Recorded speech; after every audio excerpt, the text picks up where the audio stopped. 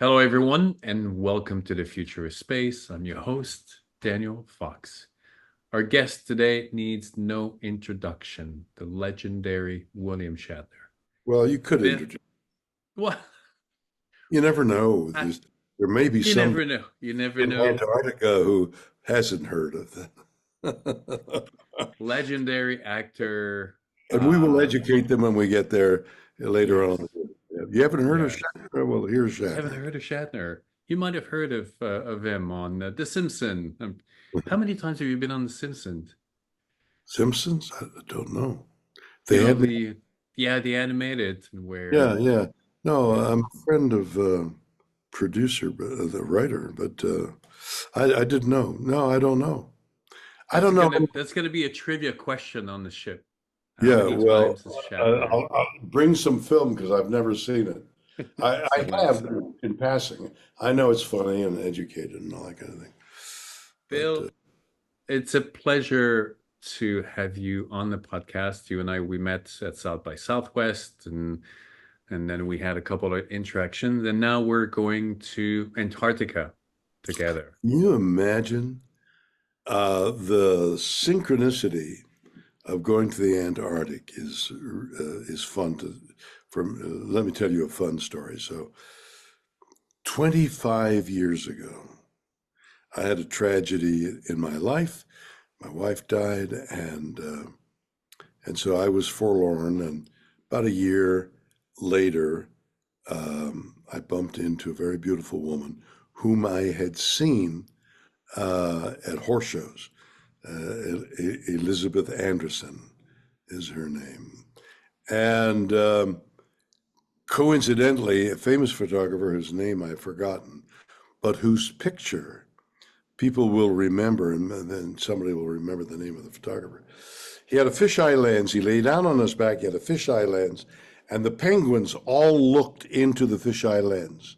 And it was a famous picture that was published, and was the cover of whatever, National Geographic or something, famous magazines. And he became very famous. And now he was going to have a class, if you will, on photography, going to the Antarctic, and they asked me to come.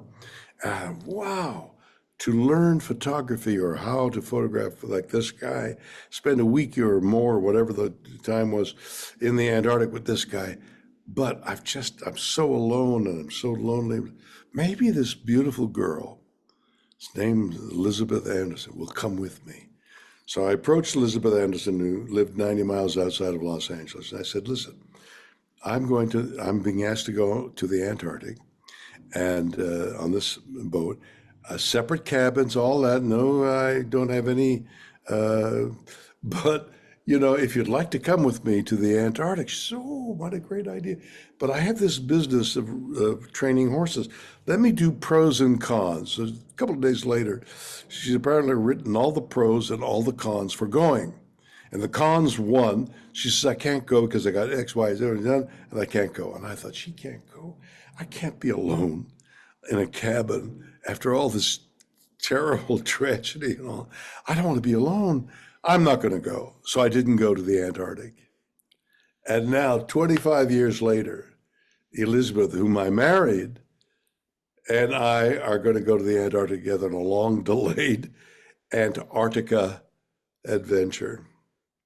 Yes, So what a coincidence. what is the difference between Antarctic and Antarctica?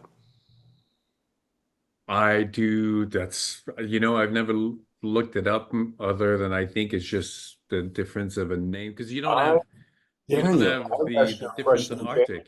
I've asked you a question you can't answer. No, exactly. I'm speechless, but I will find the answer. Yes. Bill, when you've been to space, you have a love of nature that I want us to talk about, and also what space that uh, voyage on a rocket did to your love of nature. But when we think of Antarctica, what does it create in in your your imagination? A dual picture, Daniel. I see when you say Antarctica, I see the throbbing animal life on the shores, the whales and the sea lions and all that grunting and the moving and the shoving and the thing and the march of the penguins. So there's this line of penguins walking along and going all that way, shitting along the way. So there's a brown stain on the Yep. white side. And where are the penguins? Follow the trail, and, Yeah. and there are these millions of birds of life, and they have these adapted behavior of holding the eggs in their feet, because if it touches the ice, the egg will freeze, and the life form inside the egg will die. And so they handle this thing, and meanwhile they're squawking. They marry for life, and there's millions going quack quack, and out of the millions are going quack. They go, oh, there's Jeannie over there. I mean, the magic. And then I think of the loneliness of the explorers who tried to get to the South Pole by ski and by sled and tugging and dying of the cold and not being able to live, not living. And then I read about Shackleton and his boat, and he was going to go, and then the boat crushed in the ice, and jumping out and getting into lifeboats and going and making it to land, and nobody died because of Shackleton and his excellence. So this ferment of life and death in its starkness, that white background with life forms and krill going on underneath the ice, the energy of the earth, of the planet, is krill. Starts with these little miniature things of life, and they're eaten by bigger and bigger life forms, and finally we eat these life forms, and everybody lives. And then I saw where whales, which eat the krill, when they die, sometimes they're washed up on shore, and sometimes they sink to the bottom of the sea, and animals and worms and things live off the body of the whale. And so this intricate life going on, this hurly-burly of life going on in what appears to be white silence. And yet there's a thunderous thing going on above and below the ice. I just, I can't wait to sort of visit it. Well, I can't wait. You know that Scott Kelly is a big Shackleton nerd, and he's planning on doing a presentation because we're visiting Elephant Island, Point Wild, where Shackleton departed and left his men behind for four Oh, months. well, he left Elephant Island. That's where he, Elephant, he yeah. left most of his crew, went on to Georgia, wasn't it? South Georgia. So Georgia, then sent a ship back a year later, picked them all up. I don't know what they ate. They must have been living on seafood. Penguins. And so they were super lucky to get there right before the penguins departed. So The um, penguins departed Elephant Island? yeah, so they Why? go there for nesting, and then Oh, for the rest of the season they go away, they go back to the seas, and then they go and spend their lives in the wait water. a minute. The So penguin, had they arrived at Elephant Island just a couple weeks later, there would have been no penguins for them to no. accumulate for food reserve. So Well, they incredible didn't know luck this. Did that they they, kill enough to store so that they yeah, could live for, I mean, they yeah. lived for many months. 4 months until they were rescued right next Oh. to a glacier that we'll see. I'll show you. And when you're there and you're looking at the location and the premise and the conditions, it's insane. It's absolutely insane. But it's So also, your show is called In Space. It's also a example, a paean of praise of the adaptability of human beings and how human beings can cling to life. Apparently, we need water all the time, but we can go without food for many weeks. So they would need to have had fresh water on Elephant Island. What did they do? the ice, they have to just melt They would to just figure melt out. the ice. They had fire making utensils, I guess the stones and stuff. It We'll have is, Scott telling us everything about it. yeah. Well, I read the book a couple of times now. Yeah. I may read it again before I go. Um, the Shackleton voyage is the voyage of space. He went off into space. It happened to still be on gravitational Earth, but the loneliness, the aloneness, the lack of ability to communicate with any other humans would be the same as a spaceship going towards Mars, and a meteorite permeates the skin of the ship. And what are they going to do? Yeah. You know, what did they do when we have a problem? The headquarters, we have a problem. The astronaut said that, and I think that was the time they climbed into the LEM to survive. I think that was that voyage. But any one of those voyages, the astronauts climbed into the little vehicle, which I have been in. When I went to NASA at a particular time, they were getting ready to go to the moon. They invited me to go into the LEM. So I lay down in the hammock of the LEM, which is where they were lying back to absorb the G's, and this incredible number of instruments and switches and things like that was overwhelming. How they knew which did what, but not unlike Shackleton, Yeah.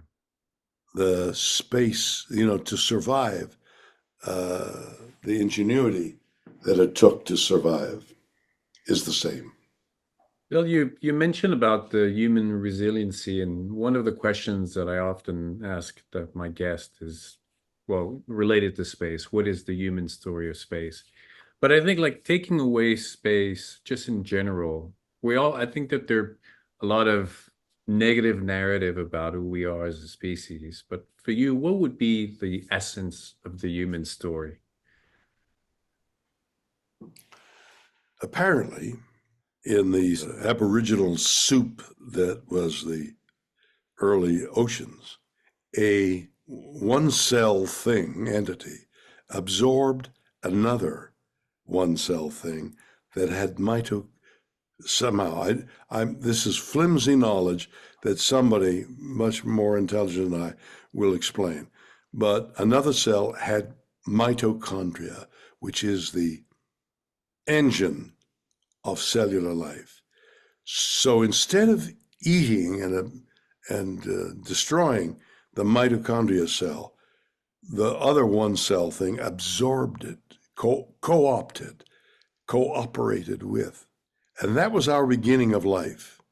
So my thought is our destiny has always been cooperation, because human beings were the most vulnerable entities on life at a certain point. Everybody ate a human being.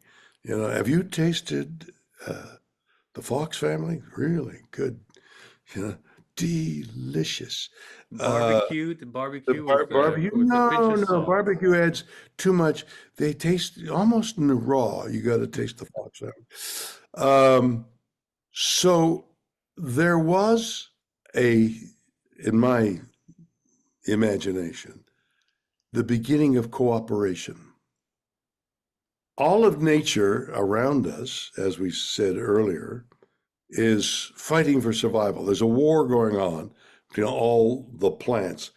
We surmise, maybe we know for sure, that the algae formed in the ocean. The algae crept up onto the shores of the barren land that was forming 3.8 billion years ago and became plant life. So we emerged, the plant life emerged from the same background as humans did. So we have in us this fighting for life, this desire to exist that all of nature has. I mean, a vine climbing up a tree to reach the sun kills the tree. And tendrils are always trying to reach higher and higher so they can beat the competition to get to the life that they need, which is the sun. We have part of that in us as well. So we have the desire to cooperate, befriend, and be smart about living all together. And this other half of us, which is, I'm going to kill you and survive, and I'll eat you if I have to. And that's the two forces of nature. And that's what we're fighting all the time, the desire to give and the desire to take. The blessing of the curse, or even awareness, right? With awareness, we have the capacity to be happy, but we also have the capacity to be hurt or to have pain. You cannot have one without the other. And that's the eternal conflict that we live with. The Bill, you when you went up to space, first of all, when you went to space, do you think that your experience would have been different had you been younger? Because you've experienced it at the particular place in life where there's Oh, these big questions. the Had you been in experience, your 20s, I think it would have been different. the experience of going up in space would have been the same, even to the humor of the guy on the loudspeaker saying, we're going to remove the gantry now. Anybody who wants to get off should get off now. That actually happened. I thought, because of this is hydrogen in here. Didn't the Zeppelin burn up because Exploded. Yes. exploded. So hydrogen. Um, so that would have caused me the same apprehension as it did the age I am, as the age I might have been so many years earlier. But the appreciation of, and it's just surface. Every time I read something or hear something, I'm like, God, I wish I'd known that about how complex nature is and how nature works together and how it's all a knitted skein. It's like somebody had knitted a scarf and it's all there. And now we humans are plucking things out and things are going extinct and the whole complex frame of nature is being destroyed by us. And when I came down to earth, that grief, but more than sadness, hit me, and I didn't know what it was. I don't think, maybe, I know there are some human beings, some kids, I'm trying to think of that girl, Gersha, the Scandinavian young lady who's speaking up for the Oh, environment. Greta. Yeah, Greta. Yeah, that there are a few young people who are aware of what's happening, but mostly young people, myself included, are thinking, God, how am I going to pay the rent? Am I going to have the child? And who am I going to meet? Where am I going? I got an appointment.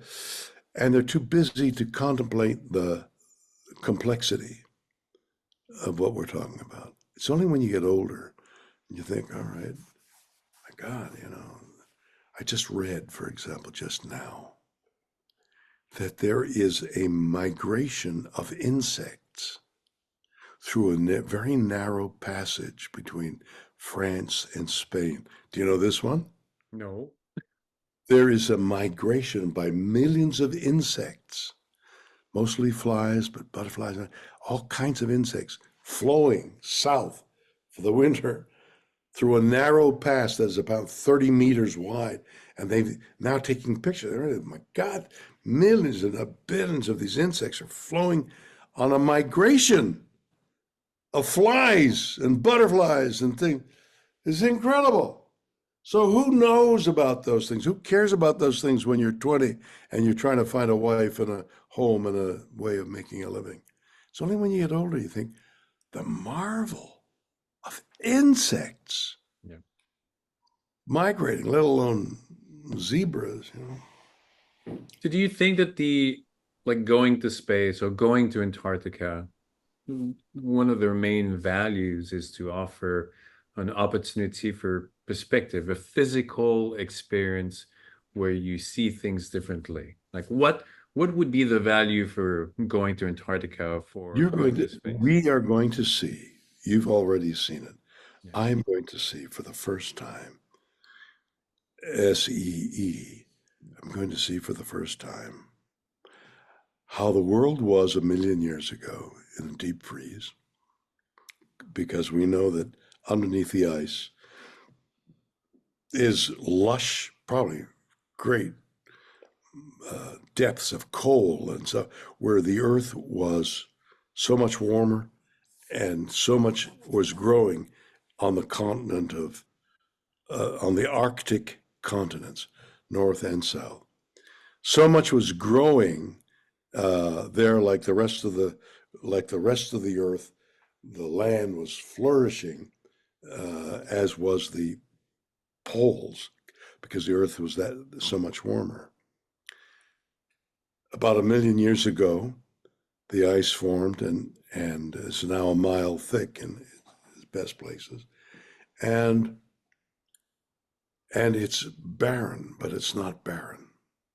So life forms abound, but they're different life forms, nothing that we're familiar with. And I'm going to go see this dichotomy that I've heard so much about. Uh, I'm a Canadian. I know about snow and long winters. I hate the cold, but I'm going to jump into one of those suits. What's the sponsor's name? What's the guy giving us the suits?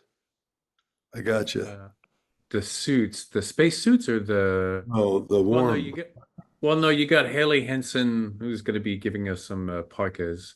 That's what I mean. Parkas that go from toe to feet to head, right? I Well, mean, yeah, it's a giant, it's a big one, and then you have your right, your right. little The kind of things. stuff I used to use in Canada when a Yeah, big snowstorm, from head to toe, it's zipped up and you're warm. I mean, that can't be said enough to the people coming on the voyage. We're going to be supplied with something that keeps us warm. yes.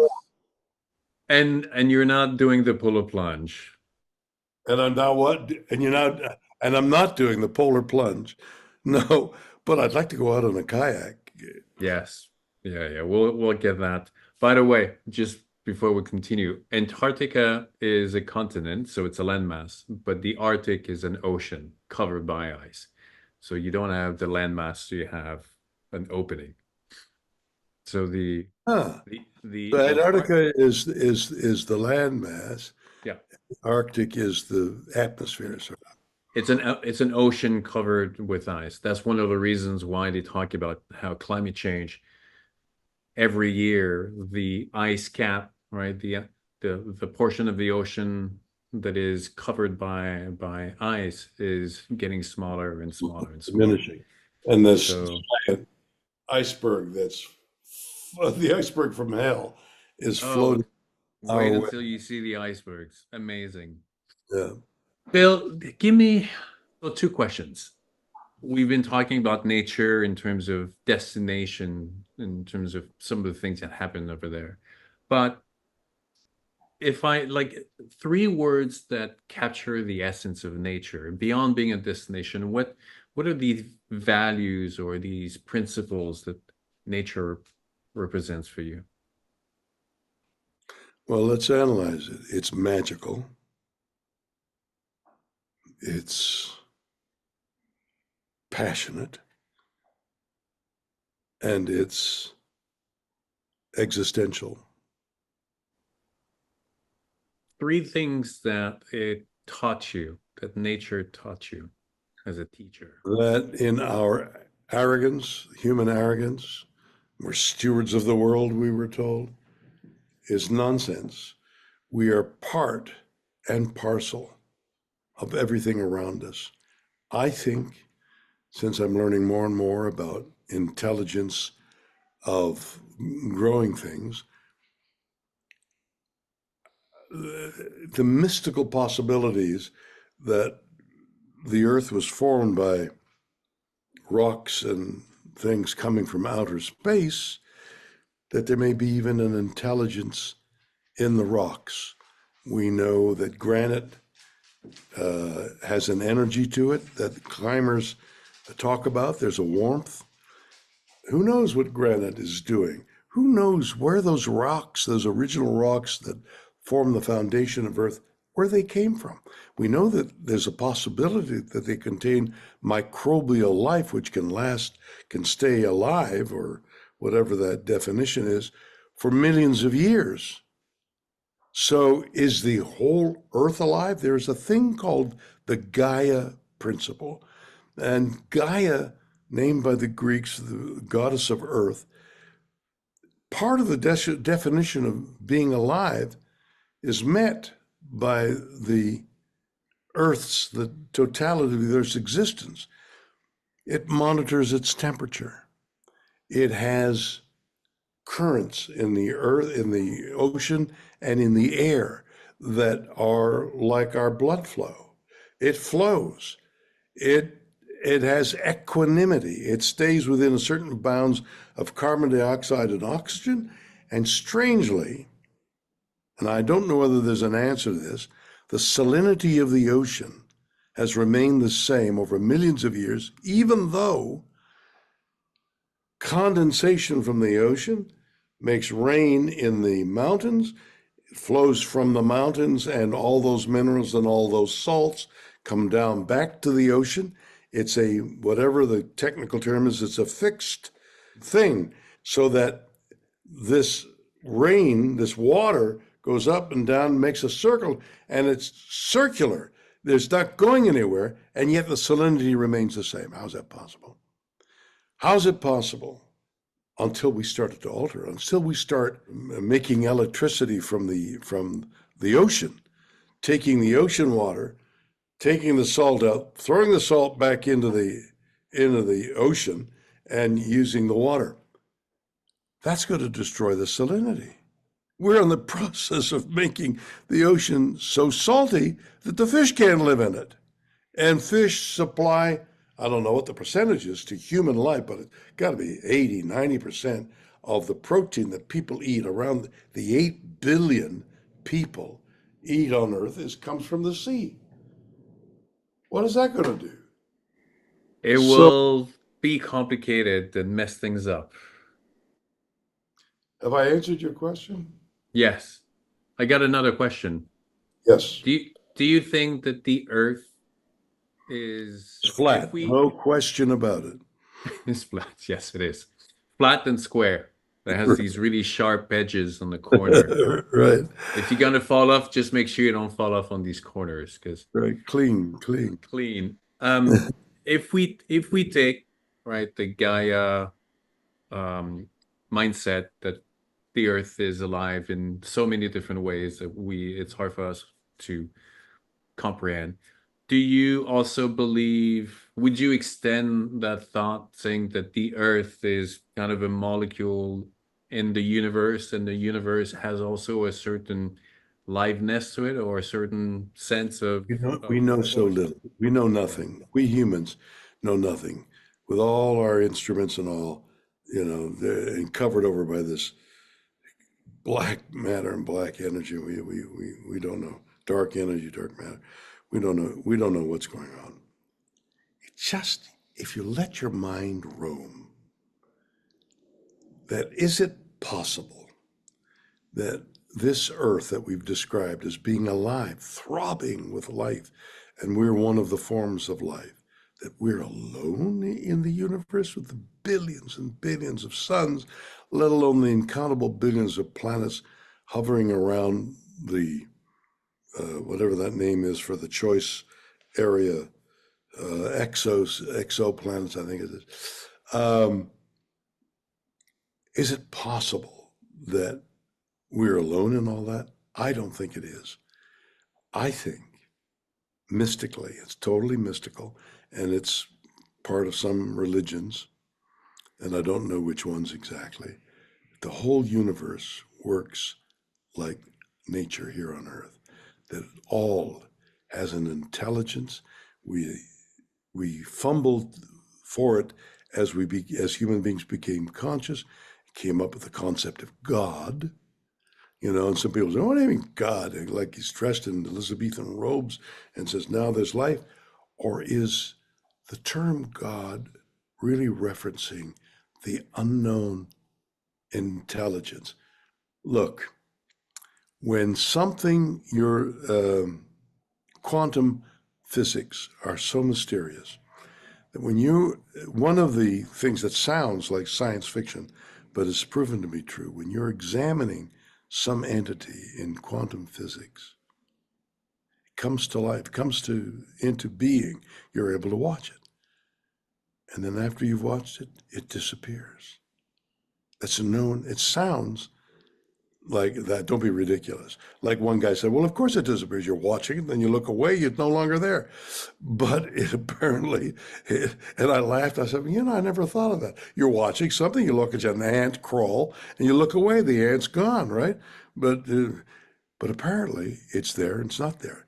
Somehow, what we're doing, that conscious thing of bringing something to life and then something disappears, why would that be unique? Why would that be? Oh, that's the principle of eyesight. And why? We can't be alone. It's too massive and beautifully formed, and the rules governing it are so exact. And the simplest rule, which have brought wars, if it doesn't work, it ceases to exist. I mean, what could be more logical and intelligent than that? And yet, millions of people have died as a result of saying, "Oh no, that's not going to work." Of course, it works. It's not defying the intelligence. It's, in fact, that is intelligent. What I don't understand, and that people are working on, is time. Time going forward, and then time going backward. How does time go backward? This start, and it goes forward from that moment on. How does this, and what happened before that? I mean, but apparently it exists. The complexity exists, Yeah, and that it's that got to we're be gonna have to sit repeated. down with Neil deGrasse because Oh, I'm Neil deGrasse will be so much.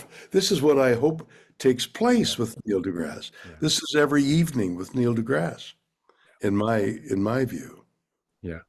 It's I just saw one of his recent panel discussion where he was talking to what's his name, famous quantum mechanic scientist, Japanese, gray hair.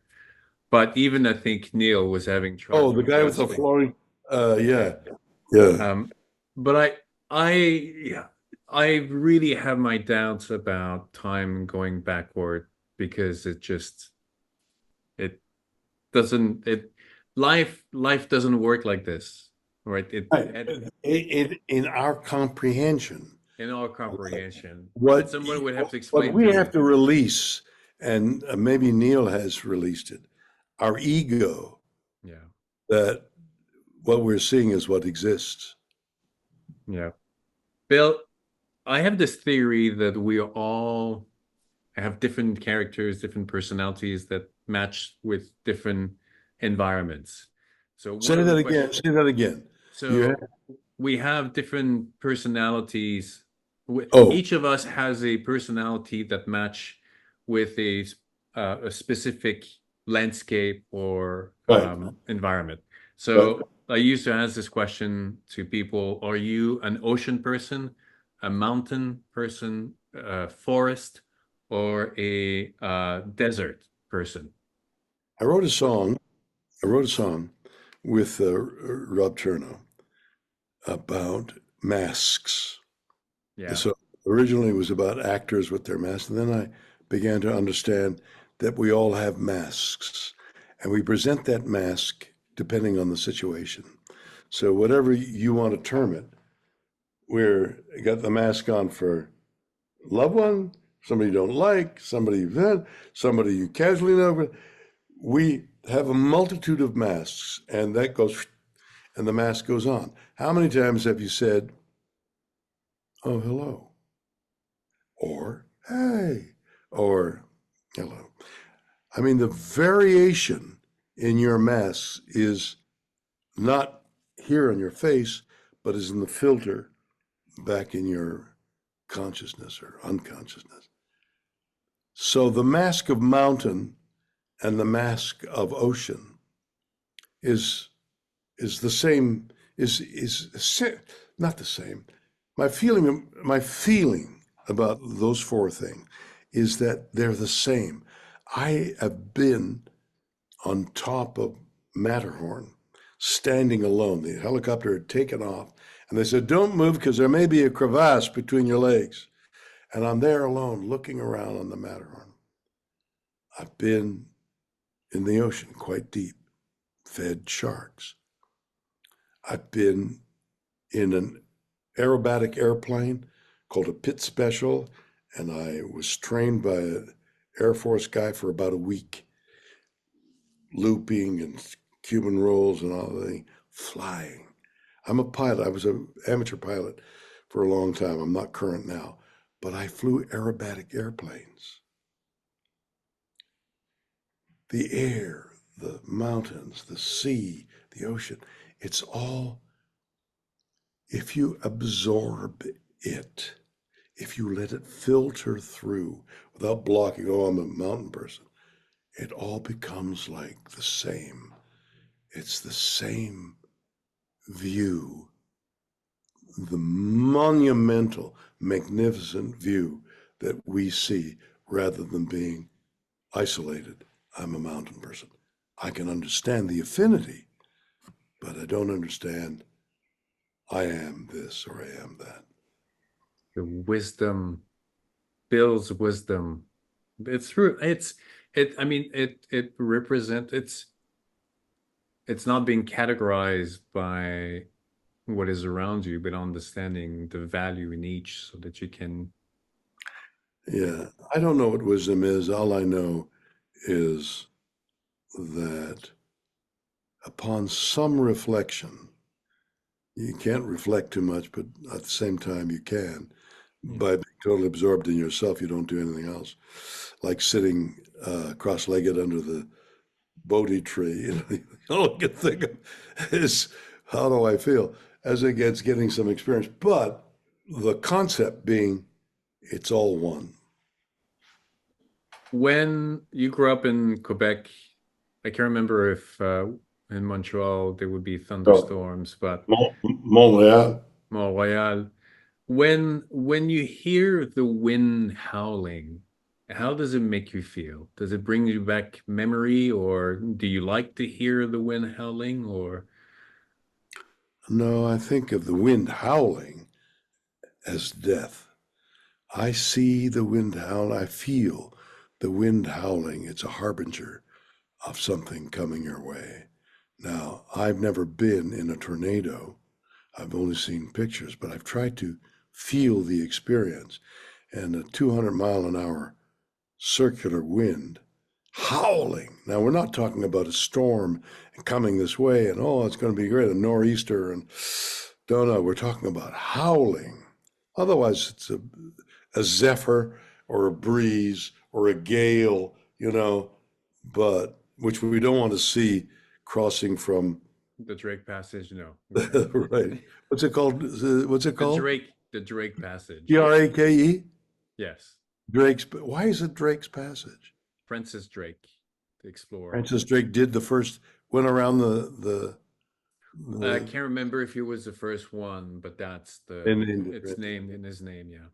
hey, listen, a friend of mine said, yeah, because I think he was going to go on the trip of a lifetime. Yeah, I get seasick very easily. And I said, well, don't let that, you'll get up, we'll take you some medicine, it's a day and a half, isn't it? 600 miles? Correct.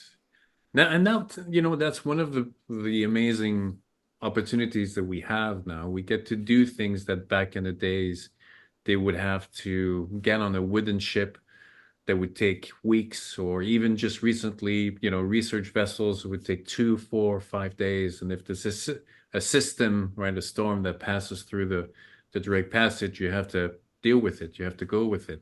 But now we do it in a day and a half, 2 days. I'm going to sit down and talk to him and convince him Yeah. to. No, no, no. Plus, he just has to drink enough champagne, just for a day, and that's it. That's um, Bill, when you hear the thunder, how does it make you feel? That's the voice of nature. I was doing a I think I mentioned it. I'm doing a campaign for saving salmon, Salmon. and so the director is saying, and over here we're going to cut to a bear going wow, and so they were shooting me in close up. My reaction to the bear, and I had lived. That's how I feel about salmon dying, and because that growl, that bear's growl, is bottomless. Thunder is like the voice of the earth. It's the earth's voice growling. Wow, I'm here. I listen. I love thunder. I love lightning. They had to haul me off a tractor. I was cutting grass on a farm, and there was a thunderstorm coming this way. This is back east, and somebody came running out of the get off the what? Get off the thing of it, and they dragged me off the tractor so that I wouldn't be the focal point of a lightning strike. Although, what a way to go, right? I mean, you're standing Yeah, there, yes, bang, you're dead.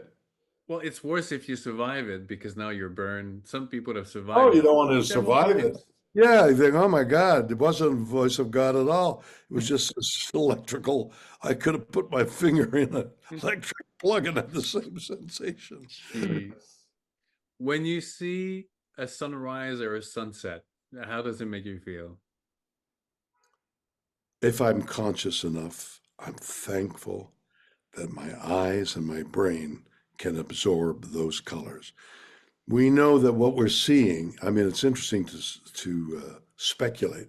We know that what we're seeing is just a narrow arc of the light spectrum Yeah. and yellows and greens and blues and all that. But there's so much more out there. So when I see a beautiful sunset, we're, as we all are, reminded of the beauty of Earth and the different colorations. But there's so much more going on in a sunset. Uh, the passage of the sun, the celestial bodies in motion, all of that. But the color of the sunset, like having read this book or reading this book about plants, I'm looking around at all the variety of colors of plants, and it's just it's it's overwhelming the richness that we have here on Earth that we've become accustomed to. You know, there's a sunset. Me too. I'm sitting talking to you. I'm overlooking broad expanse of Los Angeles, especially looking towards the mountains. I see a sunset every night from my house, and you know, it's not regular that I pause a moment and say, look at the sunset. Mm. I'm too busy reading the book on sunsets. The I often think of back in the days where we knew less about the world and their understanding of sunset and sunrise and moonset and moonrise. Literally, the sun was going to sleep, right? There was not a rotation with other these things. There was Or a there was a horse two-dimensionality to hauling the Greeks thought of it as a chariot hauling the sun around now. so what is it that today is like we see that we can understand, but in 300 years we'll look back and we're gonna go, wow, their They didn't understanding know, of the world was really limited back then. and that's going to happen the way Mhm. science suddenly, like the floodgates have opened Yeah. in sunset, in science. I just, I just come back, uh, Daniel, to we know nothing. We know nothing.